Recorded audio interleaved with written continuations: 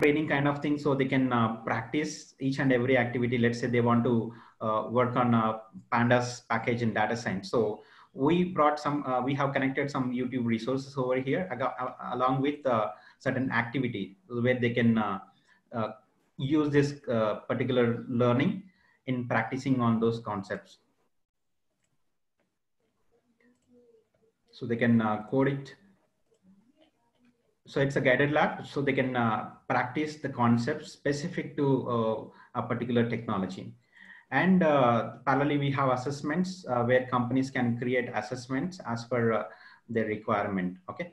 So now let me go back to the internship. So as I mentioned you, every project is connected to an internship. So company can will come here, they will create an internship. So internship title, category, whether it is going to be a team-based internship or individual internship, and what type of skills required for this particular internship, started, ended, like that. They will assign a project to this internship, and a learning lab also. If they want to give some kind of learning exercise to the student, they can add guided labs to this. Okay. So once internship is posted, this will be publicly available to the student for applications. So internship will be displayed over here. So students can go through the internship, and they can apply for this particular internship through student login. So it might be students, it might also be, people who want to get retrained, Nitin and Guru.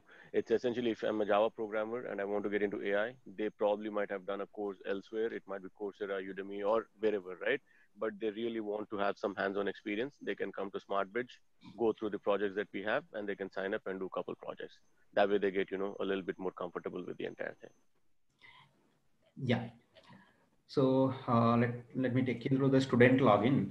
So from here, the students will apply to the internship.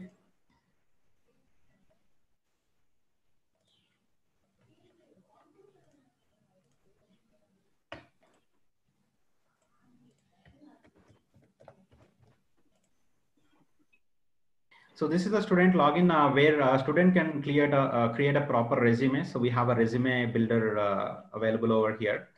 So they can create a beautiful resume, which can be shared through link with a dynamic parameters generated from the platform. Then yeah, internship.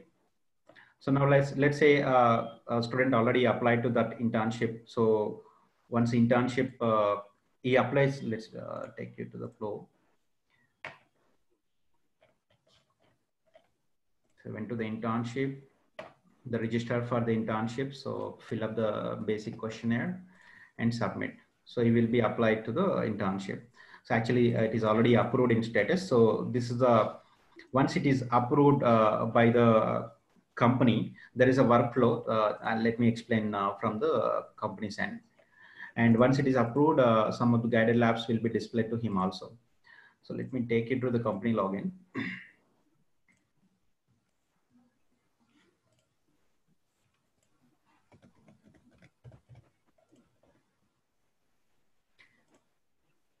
Yeah, so this is where we want to bring in a unique model here, where internship must be managed properly, so that the outcome of internship will be like a proper learning for the student. So he will experience, since it is the platform, he should experience a company like environment, and he should have a collaborative environment, so that he will gain whatever skills he want to get it from out of internship.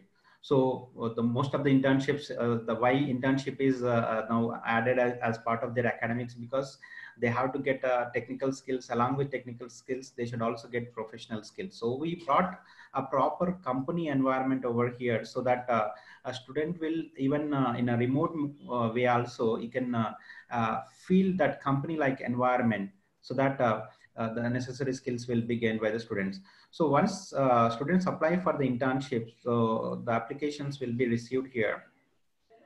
So you can see here, so company can look at their profiles and identify the best interns. And there is a mechanism also. There is a dynamically generated parameters are there. I'll explain about these two parameters later: skill index and career readiness factor. So let's assume 4 students are selected for this internship, and the internship got started.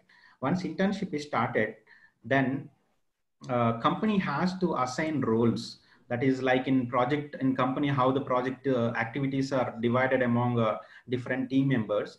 The similar way, company should assign activities to the individual team members here. You can see here, these are all milestones, these are activities, and assigned to the team members. Yeah. So proper the project management structure brought over here, and there will be a mentor. A company can create their mentors here. So they can add mentors from company side, or a mentor who is interested to manage this internship, so that they can give access to the company environment. So now once internship is roles are assigned here, the next step is the workspace. This is the actual environment where students sitting remotely can collaborate with the team members and develop the project. So this is where we have integrated certain digital tools, enterprise specific digital tools which are followed in companies. So let's say we have integrated a GitHub repository. So whatever work they do, automatically it is integrated to a private Git repository, so that the project deliverables will be uploaded, pushed to the GitHub repository.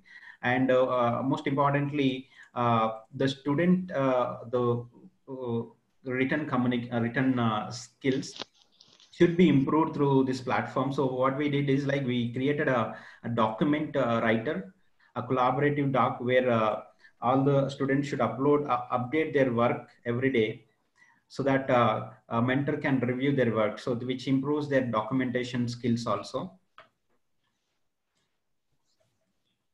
It's a collaborative document where they can write about their. Tell me something, sorry for interrupting, and maybe you're coming to this, is that how do they give access to their to the test and dev environment?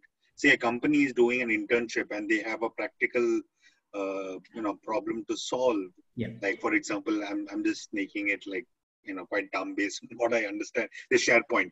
They want to kind of create some sort of a SharePoint for a project, and they say, okay, Mr. So and so, you kind of